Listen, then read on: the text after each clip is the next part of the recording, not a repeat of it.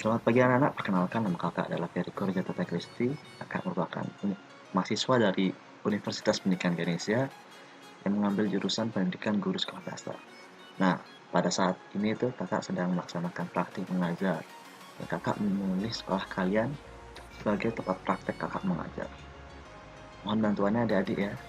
Ya, mari kita lanjutkan pembelajaran kita. Baik adik-adik, hari ini akan lanjut pada tema 2, subtema 2, yaitu adalah tentang pentingnya udara bersih bagi pernafasan.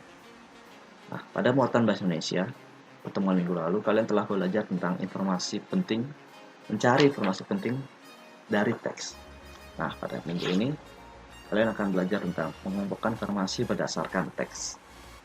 Sesuai yang dijelaskan di minggu lalu, sebuah teks mengandung beragam informasi.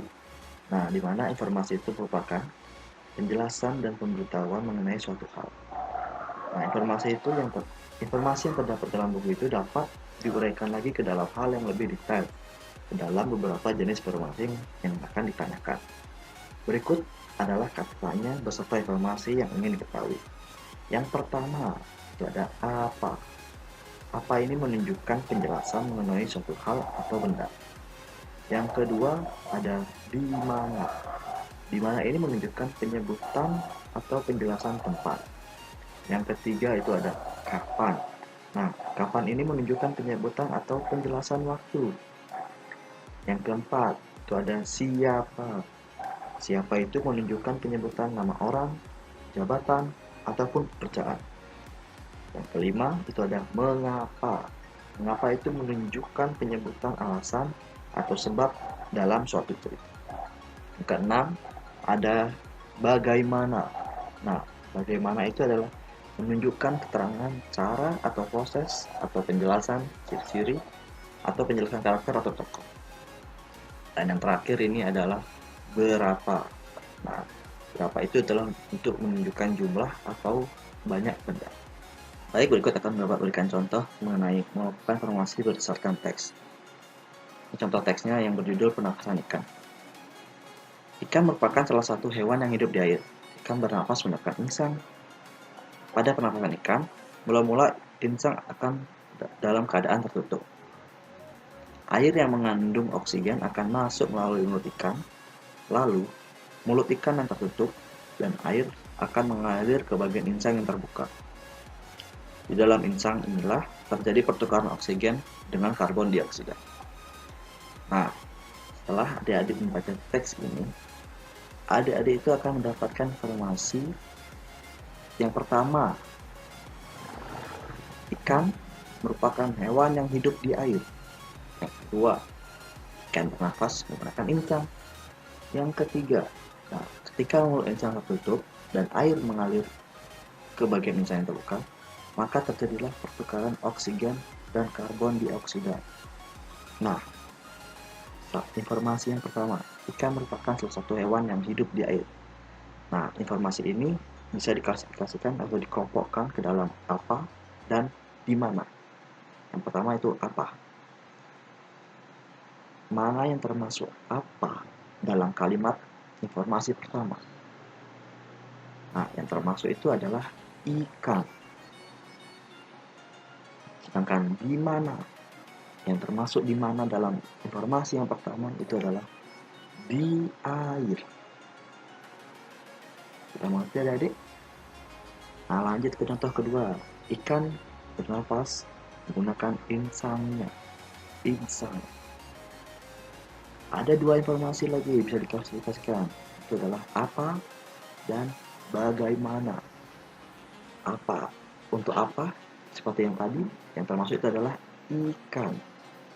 Sedangkan bagaimana? Bagaimana itu?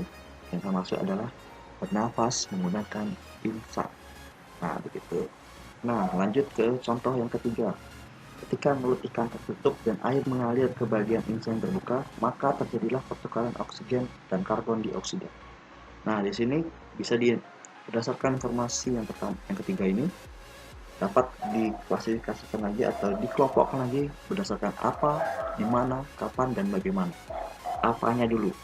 Apanya itu adalah pertukaran oksigen dan karbon dioksida. Di mana? Di mananya itu ada di mana? Di mulut ikan tertutup.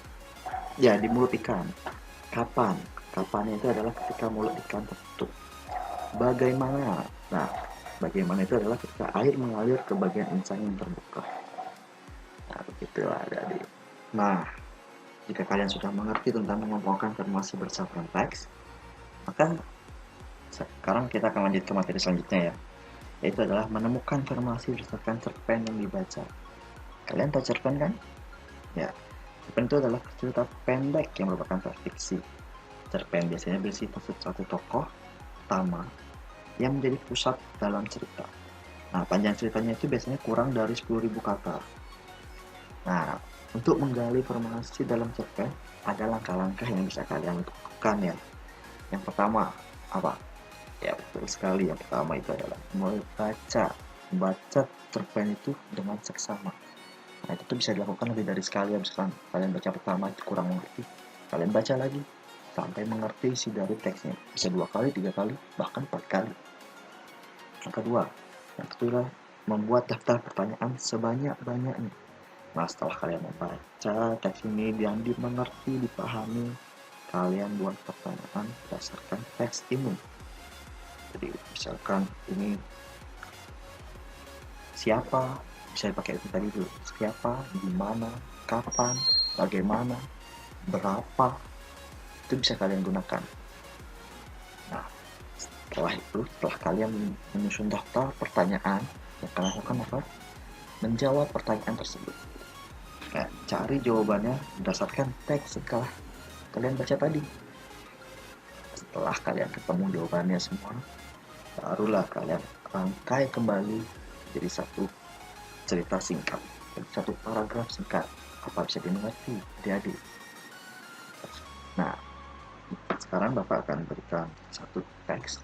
Silahkan kalian ikuti langkah-langkah yang telah Bapak berikan tadi, dari mulai membaca, membuat pertanyaan, jawaban, dan merangkai jawaban-jawaban itu menjadi paragraf singkat. Silahkan dilakukan. Nah, begitu aja dari pembelajaran pada hari ini. Semoga pembelajaran ini dapat memberikan manfaat bagi adik-adik di kuliah hari ini. Tetap semangat dan goodbye.